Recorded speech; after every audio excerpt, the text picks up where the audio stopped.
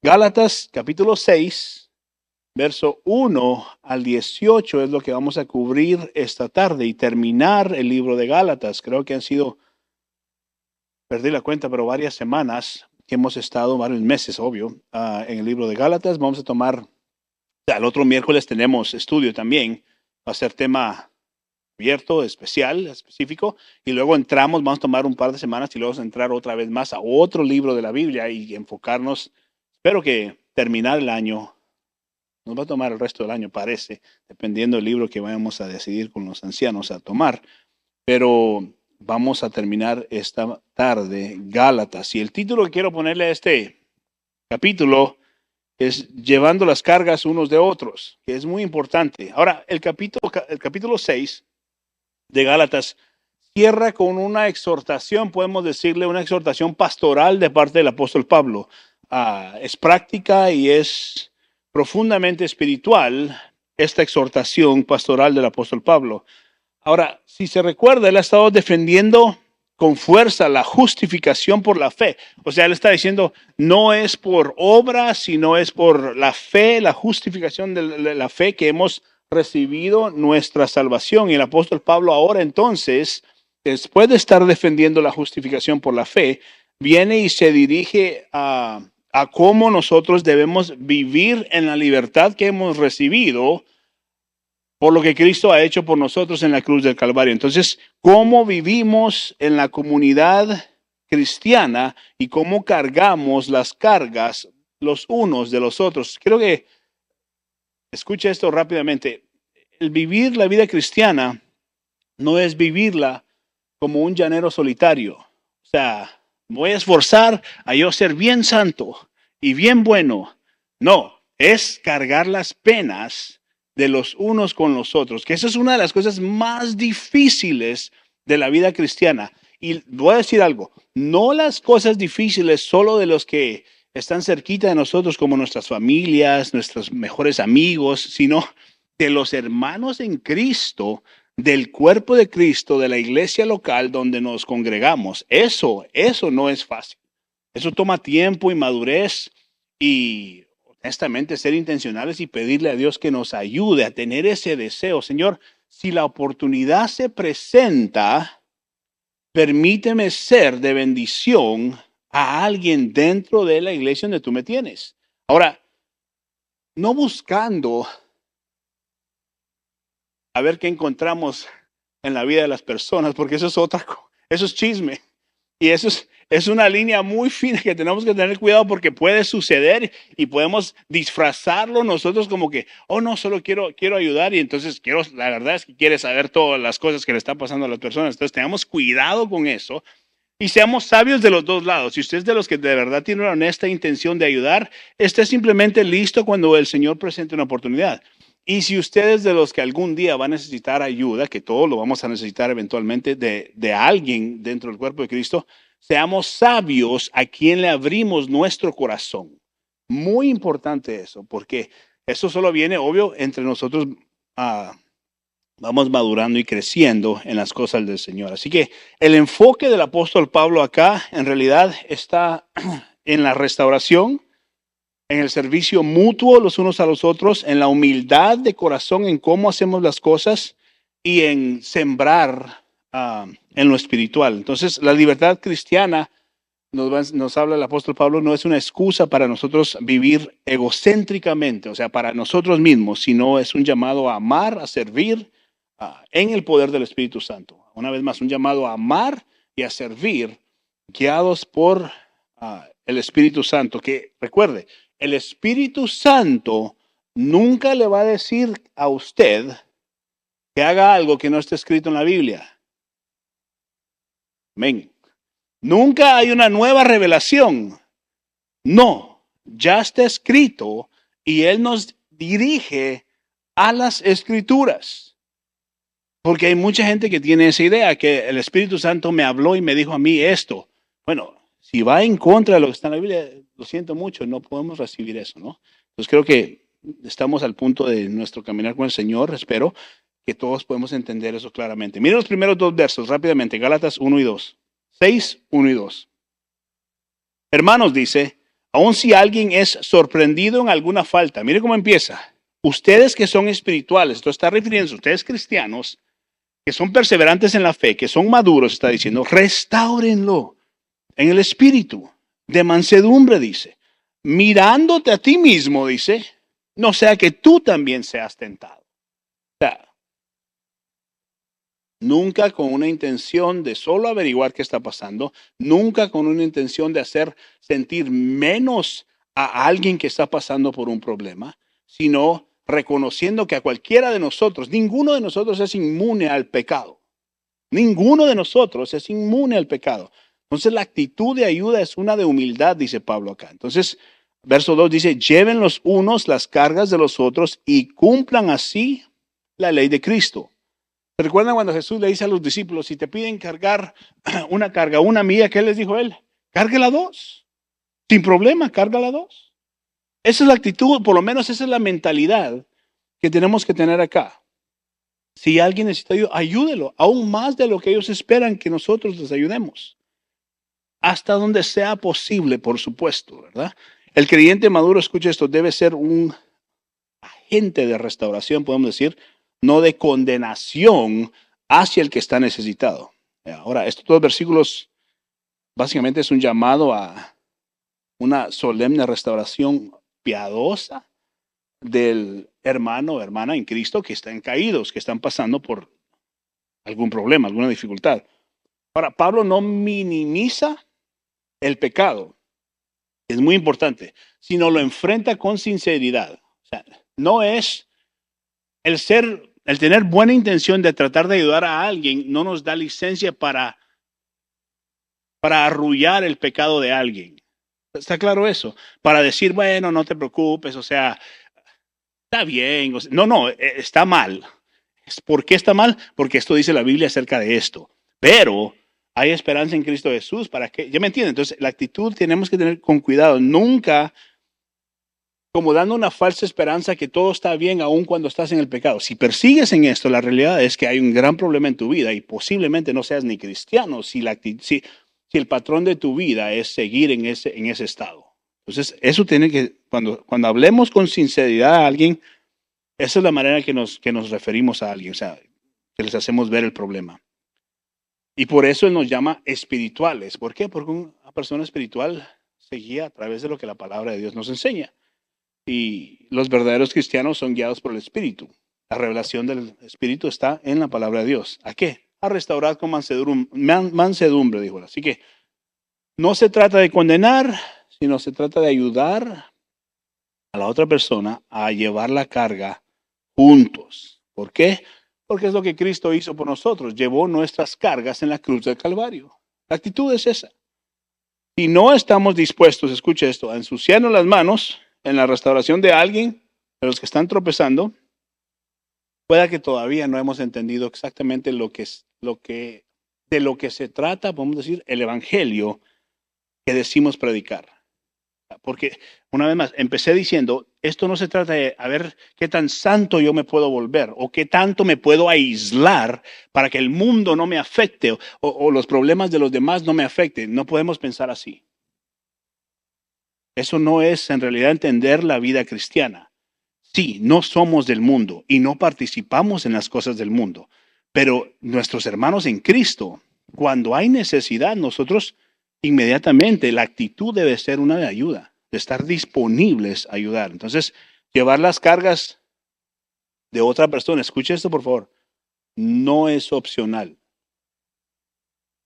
Debería de ser un sentir de todos, de deseo de cuando la oportunidad se presente, hacerlo. ¿Por qué? Porque es una expresión de amor como cristianos. Entonces, muy importante eso. Verso 3 al 5, leamos rápidamente. Aquí nos va a hablar un poquito de la humildad personal, la actitud que tenemos que tener. Verso 3. Porque si alguien se cree que es algo, no siendo nada, me gusta cómo dice eso, se engaña a sí mismo. Pero que cada uno examine su propia obra, dice, y entonces tendrá motivo para gloriarse solamente con respecto a sí mismo, dice, y no con respecto a otro. Porque cada uno llevará su propia carga. Ahora, este es una advertencia en realidad estos versos. ¿Contra qué? Contra el orgullo. El orgullo espiritual, o sea, de creernos mejor. ¿Cómo es posible que ese hermano esté pasando por eso tanto año en el cristianismo y mírenlo todavía cometiendo los mismos errores de antes? Esa no es una actitud de una persona cristiana, o sea, de una persona cristiana madura. No podemos tener esa actitud. ¿Cómo es posible que le haya pasado eso? A cualquiera le puede pasar cualquier cosa y cuidemos con lo que digamos, porque si apuntamos con un dedo, tres están apuntando de regreso. Mucho cuidado con lo que nosotros, sino la actitud es primeramente decir, bueno, Señor, ayuda a esa persona de alguna manera que el Señor los restaure si es tu voluntad, Señor. Si usted no está cerca de ese individuo, pero conoce a ese individuo, Señor, manda a alguien que le dé esperanza, tu palabra de alguna manera, o si usted está disponible, la oportunidad que se presente, hágalo, hágalo. ¿Por qué? Porque no es opcional ayudar a nuestros hermanos en Cristo. No es opcional. Es parte de lo que tenemos que hacer si somos creyentes maduros. Muy importante, muy importante. Ahora, quiero que me entienda esto. Ahorita vamos a entrar un poquito más a estos versos, pero quiero que me entienda algo. Esto no, aquí estamos hablando de que algo suceda en la vida de un cristiano y esa persona está reconociendo su error, disponible para restauración y perseverante en la restauración. Ahora, una persona que tiene un patrón de ese estilo de vida, de ese tipo de pecado constantemente, ese es otro problema muy grande. Que se dice, aunque estén en la iglesia, aunque canten, aunque prediquen, aunque saluden, hay un gran problema en ese individuo, sea hombre o mujer. Esa persona posiblemente no es cristiana. Si lleva años en lo mismo, no permitiendo que alguien de verdad confronte en amor y gracia y ayude a salir de eso. Es una cosa muy diferente a que usted conozca de un hermano en Cristo y usted diga, oh, wow, qué triste que le pasó esto, y usted pueda ayudar y esa persona sea receptivo a reconocer su pecado y a comenzar un proceso en realidad, de sanar su relación con Cristo. Eso es muy diferente. Entonces, una vez más, madurez espiritual nos ayuda a identificar caso por caso, porque no todos los casos son iguales. Y el generalizar dentro del cuerpo de Cristo a veces nos mete en problemas. No podemos generalizar, sino reconocer que cada caso es diferente. El apóstol Pablo en estos versos acá no está hablando a los inconversos, recuérdese, aquí no estamos hablando de gente que no sea cristiana, estamos hablando de gente que va a la iglesia, que se congrega dentro del cuerpo de Cristo, a personas que confiesan el nombre de Cristo Jesús, pero pueden vivir vidas engañadas. Entonces, el orgullo espiritual impide la restauración y el servicio genuino de alguien. Entonces, seamos lo suficiente maduros para identificar el problema y entender que tal vez hay un problema mayor que simplemente el pecado en el cual esa persona cayó, sino hay un patrón de estilo de vida que nos dice mucho de alguien. Entonces, eso es lo que Pablo se está refiriendo acá. Ahora, referente al verso 3, mire el verso 3, dice, porque si alguien se cree que es algo, no siendo nada, o sea, puede que crea que sea cristiano, pero no es nada. ¿Se está qué? Entonces autoengañando. Está autoengañando. Y la evidencia es que esos patrones nunca han cambiado. El tipo de persona que piensa que tiene valor en sí mismo, que sus buenas acciones o podemos decirlo, su justicia es suficiente, en realidad no tiene un corazón humilde o un corazón regenerado de parte de Dios todavía. El verso dice, no son nada. Eso es triste. No solo esa persona está débil, sino está completamente arruinada sin Cristo Jesús, perdida sin Cristo Jesús. Ahora, cuando un creyente empieza a compararse con otros, comienza a pensar que esa persona es algo más. O sea, yo no haría eso jamás. No, no podemos hacer eso. Hay un problema también en ese individuo. Ese pensamiento no es de Dios. Ese pensamiento es del diablo. Porque nuestro estándar, la barra para nosotros es Cristo Jesús. Y nunca llegaremos a ese nivel, ¿no? Cristo Jesús es la meta. Piénselo de esta manera, esa actitud de compararnos con otros es el mismo veneno que Adán y Eva tomaron, ¿no? En el huerto. Verso 4, la referencia es que cada uno examine su propia obra. Mírese en el espejo primero antes de juzgar a los demás, es lo que está diciendo Pablo. Que tengamos cuidado. Tengamos cuidado. Y es un mandato vital. No miremos al hermano que cae para sentirnos superior. Por lo menos yo no soy así. Por lo menos yo no he hecho eso. ¿Cómo es posible que no? O sea, ¿para qué? Para sentirnos mejor a nosotros. Lo voy a decir de esta manera, no usemos, vas a agregarme, no usemos el pecado de otros para justificar nuestra tibieza espiritual, que suele suceder. Muy triste, pero suele suceder. Sino que examinemos nuestra vida a la luz de la palabra de Dios. Y la pregunta que me tengo que hacer en el espejo siempre es, ¿hay fruto en mi vida o no? ¿Hay santidad, perseverancia y santidad en mi vida? ¿Es visible eso o no en mi vida? ¿Hay temor de Dios en mi corazón? Eso nos lo podemos preguntar cada mañana. Así que el estándar del cristiano verdadero no es el vecino cristiano, sino es Cristo Jesús mismo. Es Cristo Jesús mismo. El estándar de su vida cristiana no es su esposo o su esposa. Es Cristo. Y solo cuando examinamos nuestras propias obras con honestidad y humildad podemos tener entonces alguna razón legítima para gloriarnos en lo que Dios ha hecho en nosotros. La obra de Dios es donde nos gloriamos. Lo que Cristo ha hecho es la única razón que nosotros podemos decir algo bueno de lo que está pasando en nuestra vida. Cristo lo ha hecho todo. Versículo 5 dice, porque cada uno llevará su propia, ¿qué dice? Carga.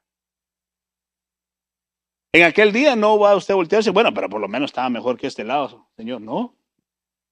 ¿Y para qué estás viendo para allá? Estoy hablando contigo. El día del juicio no podrá nadie señalar al hermano débil, ni a la cultura. Señores, que todos lo estaban haciendo, la influencia de la cultura. ¿Y? Ni las circunstancias van a ser excusa suficiente. Es que mi vida, a mí nunca me dijeron, a mí nunca me enseñaron. ¿No? Cada uno llevará su propia carga delante de Dios. Cada uno dará cuenta de su propia vida. Entonces hay preguntas que podemos hacernos. ¿Hemos vivido para la gloria de Cristo o para la vanagloria personal? ¿Hemos caminado en obediencia? ¿Nos hemos humillado ante Él verdaderamente? Mire, versos 6 al 10. Quiero ponerle subtítulo a esos versos, siembra y cosecha espiritual. Gálatas 6, versos 6 al 10. Y al que enseña la palabra, si usted algún día enseña, esto no quiere decir solo a los que se paran detrás de un púlpito, ¿yo? Si usted comparte la palabra con su familia, con sus hijos, con su esposa, con familiares, con amigos, es para usted. Con alguien que no conoce. Y al que enseña la palabra, que comparta toda cosa buena con el que le enseña.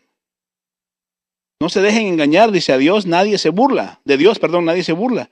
Pues todo lo que el hombre siembre, eso también segará. Porque el que siembra para su propia carne, de la carne segará corrupción. Pero el que siembra para el espíritu, del espíritu segará para vida eterna. Verso 9, no nos cansemos de hacer el bien. Pues a su tiempo, si no nos cansamos, ¿qué dice? Segaremos. Otra traducción dice cosecharemos. Siga perseverando. Señor, ¿cuándo vamos a ver el fruto de todo este esfuerzo? Sigue perseverando. Eso es lo que está diciendo Dios. Señor, pero nunca cambia, Que Señor, ¿cuándo vamos a ver un cambio? Siga orando, siga perseverando. Usted haga su trabajo. Que Dios será el que da resultados cuando Él considere que es correcto. Una vez más, eso lo va entendiendo uno entre más vamos madurando espiritualmente. No somos cristianos a la microwave, ¿no? Inmediatamente queremos resultados. 30 segundos, vámonos. Señor, ¿qué pasó? No. No nos cansemos de hacer el bien, pues a su tiempo, si no nos cansamos, segaremos. Verso 10. Así que entonces hagamos bien a todos según tengamos oportunidad, y especialmente a los de la familia de la fe. ¿Quién es prioridad? Los cristianos. Y luego todos los demás, media vez sea posible. Eso es lo que dice su palabra. Su enfoque primordial es la casa de Dios, los hermanos dentro del cuerpo de Cristo. Y secundario es aquellos que están fuera, Señor. Sálvalos. Así es. El apóstol Pablo nos recuerda que el creyente verdadero no vive para sí mismo, no vive para sí mismo. Versículo 6 enseña que, mira el verso 6, usted lo puede ver ahí, referencia, enseña que aquel que es instruido en la palabra de Dios debe compartir con su maestro todas las cosas buenas. Ahora, esto no es una sugerencia ligera. Vamos a hablar de esto en otra semana, pero esto voy a expresar de esta manera, sino que es una expresión de honra hacia la obra de Dios a través de sus siervos, aquellos que predican el Evangelio. El apóstol Pablo está enseñando acá, en el verso 6, léalo ahí. Aquellos que predican fielmente el verdadero Evangelio deben ser, ¿qué dice? Sostenidos por la iglesia, no por comodidades extravagantes tampoco, sino porque lo que es justo y correcto. Todo lleva un balance. Todo lleva un balance. No una vida extravagante. Versos 7 y 8. Pablo confronta con una advertencia. No se engañen de Dios. Nadie se burla, dice. El hombre cosecha lo que siembra. Si siembra en la carne, ¿qué es lo que va a cosechar? Si siembra en la carne, va a vivir para sus deseos, para sus comodidades, para sus pasiones, y va a cosechar corrupción. Pero si siembra en el Espíritu, va a vivir en obediencia hacia el Señor, perseverando a la santidad, amando la palabra de Dios, matando y muriendo al pecado continuamente. Y entonces la cosecha de eso es ¿qué? Vida eterna. Vida eterna. ¿Es la cosecha de eso? No hay neutralidad en esto, sino una persona testifica si es regenerado o regenerada o no, por cómo viven. Usted da testimonio de qué tipo de creyente usted es, de qué tipo de persona es en sus acciones. ¿Quiere conocer qué tipo de persona es alguien? Pregúntelo a su esposo o a su esposa. Ellos le van a decir la verdad. Bueno, sí. Y son cristianos. Van a decir la verdad. Versículos 9 y 10, el apóstol Pablo nos exhorta a no cansarnos de hacer el bien. No se cansen de hacer el bien. Mire, vivimos en un mundo caído y siempre va a haber oposición a hacer las cosas correctas y el bien. Habrá cansancio, habrán momentos que te dirá todo este trabajo y no hay fruto de nada. Mire, semana tras semana, semana tras semana. Y no vemos fruto. Pero el verdadero cristiano, escuche esta palabra por favor y manténgase la evidencia de que una persona es un cristiano verdadero. Escuche esto, es un verdadero cristiano persevera. Perseverancia es la clave para identificar a un hombre o mujer cristiano. Perseverancia, ¿en qué? Hacia la santidad, en crecer en su conocimiento a Dios, en congregarse en el cuerpo de Cristo, ser parte de una comunidad. ¿Sí me entiende? Eso es la perseverancia. Perseverancia a su tiempo segará. Sea en esta tierra, en esta vida o en la eternidad. Pero usted que persevera tendrá su recompensa en Cristo Jesús. Por eso dice Pablo, mientras tenemos oportunidad, que dice, hagamos el bien a todos. Incluso, sí, a los perdidos, a los que no tienen a Cristo, pero especialmente, dice él, a los de la familia de la fe.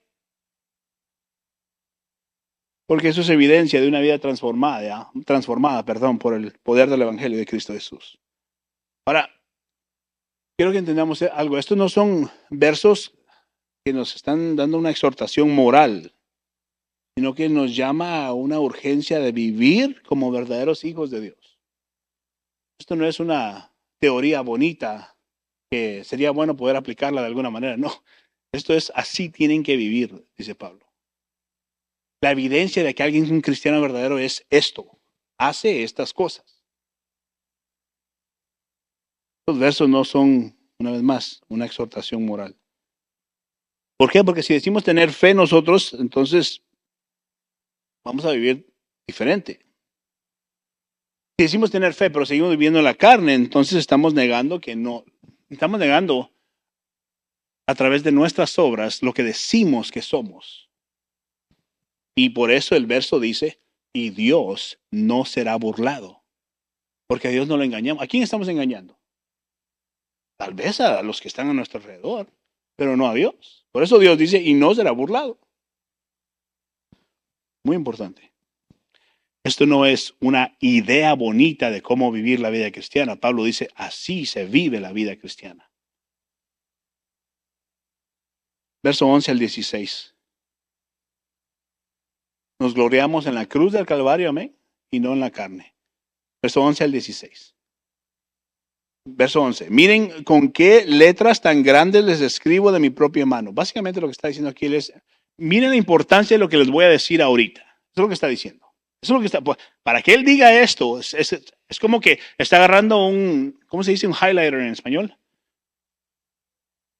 Resaltador, sí. Como que está haciendo eso aquí. Y dice, esto, pongan atención.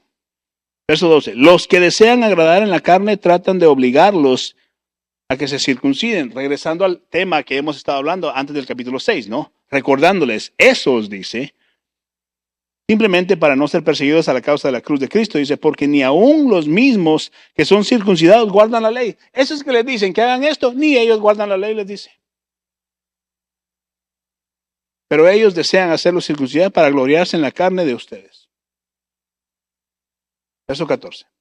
Pero jamás acontezca que yo me gloríe, dice, sino en la cruz de nuestro Señor Jesucristo, por el cual, dice, el mundo ha sido crucificado, por el cual el mundo ha sido crucificado para mí, dice, y yo para el mundo. ¿Qué dice Pablo? No le pertenezco al mundo. No le pertenezco al mundo. Verso 15, porque ni la circuncisión es nada, ni la incircuncisión. O sea circuncidado o no sea circuncidado, no importa, dice Pablo, sino una nueva creación. Ahora somos una nueva criatura en Cristo Jesús. Verso 16, y a los que anden conforme a esta regla, dice, paz y misericordia sea sobre ellos y sobre Israel, el Israel de Dios. Con mis propias manos les escribo esto, dice. La gravedad del mensaje. Está denunciando a los falsos maestros que están forzando a esta gente a vivir de cierta manera. No por celo por las cosas de Dios, sino para evitar la persecución y gloriarse en la carne ajena. Mire, en otras palabras, era una religión superficial la cual ellos estaban elevando. Una religión externa, sin transformación interior. Solo, en inglés es smoke and mirrors, ¿verdad? Solo aparentando. Aparentando que son buenos, que son religiosos, que son cristianos. ¿No cree usted que sucede eso hoy en las iglesias? Vienen muchos, se sientan y aparentan ser cristianos, pero salen de aquí y su interior está oscuro. Mentalidad, lo que piensan, lo que hablan, eso es lo que está sucediendo. Y por eso dicen la porción anterior, nadie va a engañar a Dios. ¿A quién crees que estás engañando? No a Dios.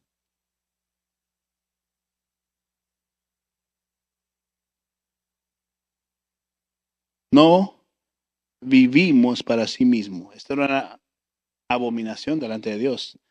Mire, jamás acontezca, dice Pablo, que yo me gloríe, sino en la cruz de nuestro Señor Jesucristo. ¿Por qué? Porque no hay lugar para el orgullo humano. La cruz no es un adorno. Mucha gente usa la crucecita, el cuerpo, donde quiera, pero no saben el significado de lo que eso es verdaderamente. La cruz no es un adorno. La cruz es una sentencia de muerte. Solamente supieran lo que eso significa.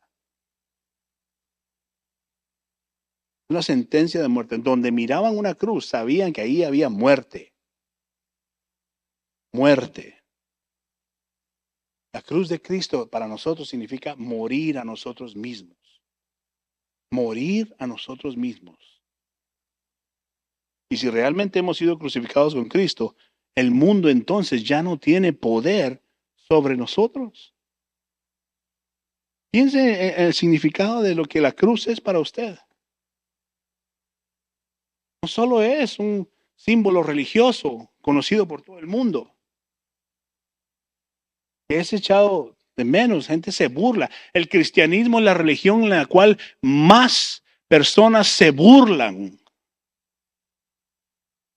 ¿Pero por qué? Porque tristemente nosotros los creyentes muchas veces no tomamos en serio lo que decimos que creemos.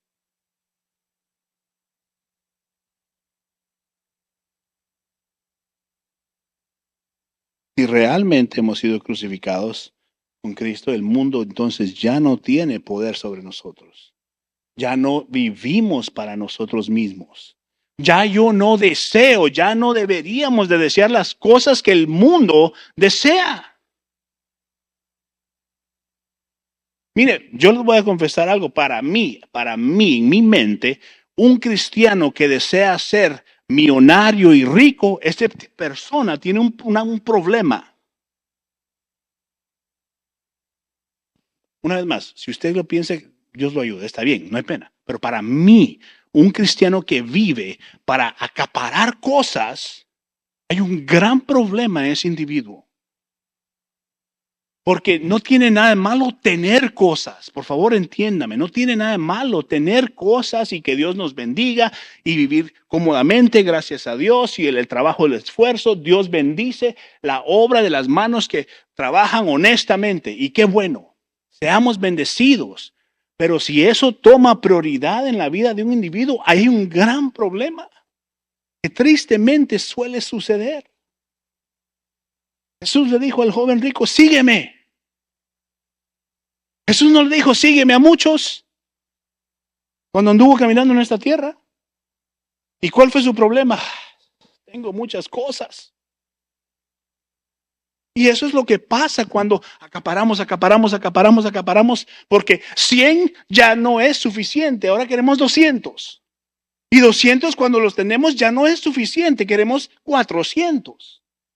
Y así sucesivamente, y cuando llegamos a un número que decimos, wow, que hace 5 años usted decía, wow, nunca pensé llegar a este número, y ahora dice, ¿cómo puedo duplicar esto?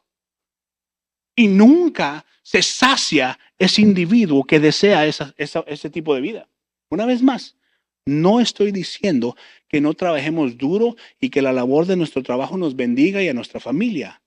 Está bien, pero eso no puede volverse el enfoque de nuestras vidas.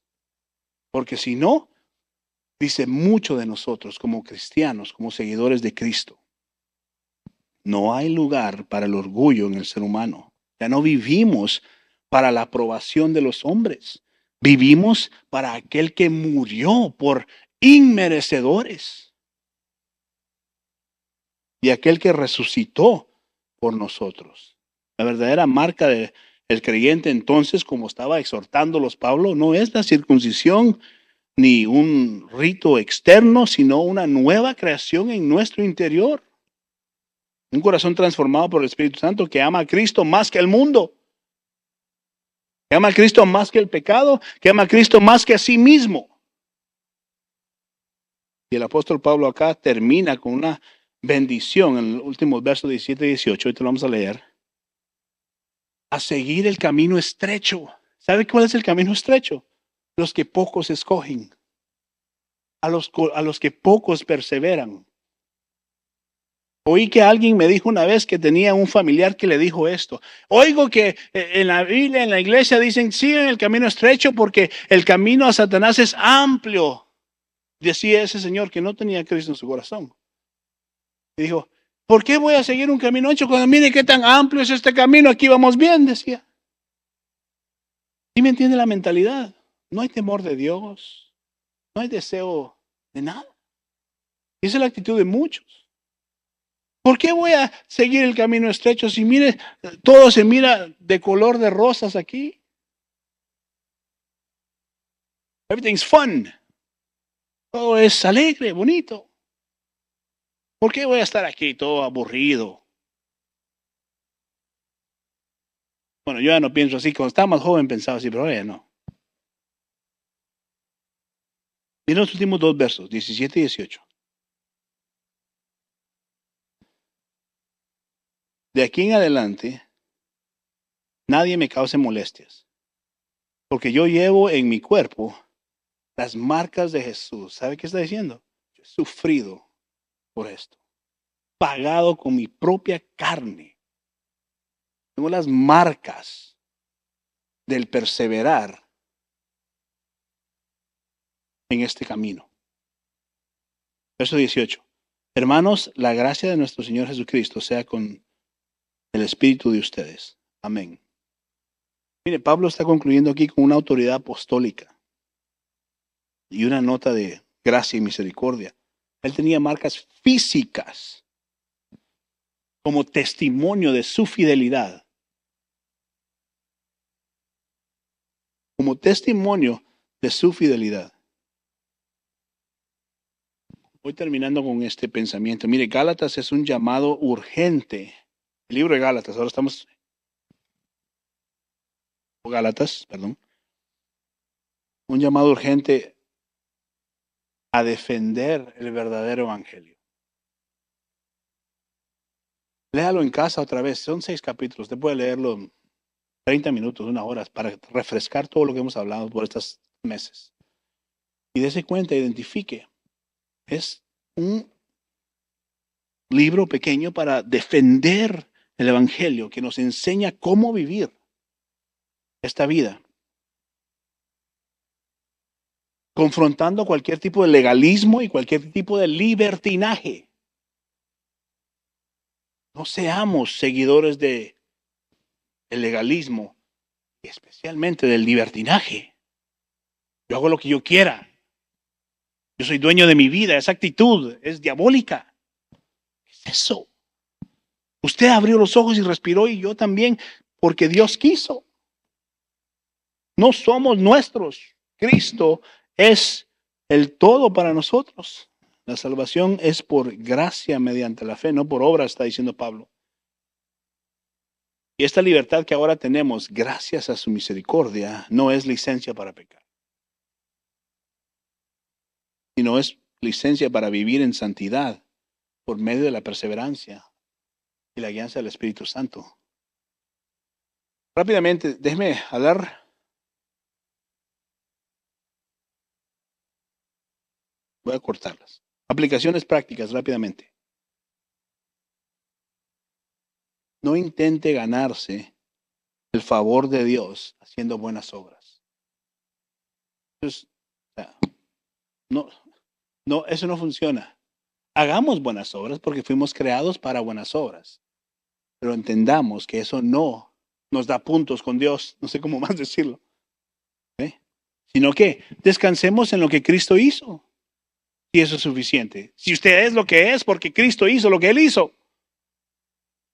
Así de simple. Sembremos en el Espíritu e invertamos nuestro tiempo y recursos en las cosas eternas y no tanto en lo que nos traiga placeres personales. ¿Por qué? Porque un día todo se va a quedar. Todo. Tenga millones en el banco, tenga cientos, se va a quedar. Gloríese solo en la cruz. Gloríese solo en la cruz de Cristo. Déjeme hacer un par de preguntas para terminar entonces. Número 1. ¿Cómo reacciona usted cuando un hermano en Cristo ha caído en pecado? ¿A qué nos ha llamado? Ayudar. Una vez más, recuerde la diferencia que hicimos, que ha caído en pecado, no que vive en pecado. Eso es muy diferente. El que vive en pecado no es cristiano. Pero un cristiano puede pecar. Gran diferencia y tenemos que entenderla. ¿Lo ayuda a restaurarlo? ¿O mira de qué manera le da una buena patada? Para hacer, mire, normalmente es para hacernos sentir mejor de nosotros mismos, ¿no? De la tibieza de nuestro caminar con Cristo. Otra pregunta que podemos hacernos es, ¿qué áreas de su vida, de nuestra vida, estamos cultivando, estamos sembrando? ¿Estamos sembrando más en las cosas de la carne y siendo egoístas o estamos sembrando en las cosas del Espíritu en nuestra vida para el avance del Evangelio de Cristo Jesús? ¿A dónde está nuestro esfuerzo? ¿A dónde está nuestra labor? ¿A dónde está nuestra energía? ¿Dónde están nuestros recursos? ¿Para lo personal o para el Evangelio de Cristo? Cosas que pensar. Otra pregunta es, ¿dónde encontramos nuestra identidad?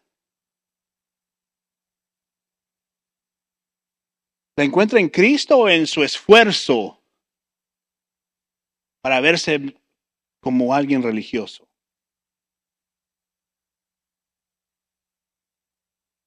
Y por último, ¿cómo podemos aplicar el principio de llevar las cargas los unos a los otros? Piensen en eso. Esto es algo difícil. Empecé diciendo esto es algo difícil. Pero es un acto de señal de madurez en la vida, en nuestras vidas.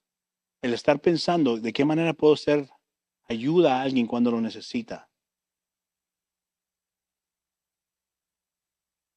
Semana tras semana, dentro del cuerpo de Cristo que Dios lo tiene.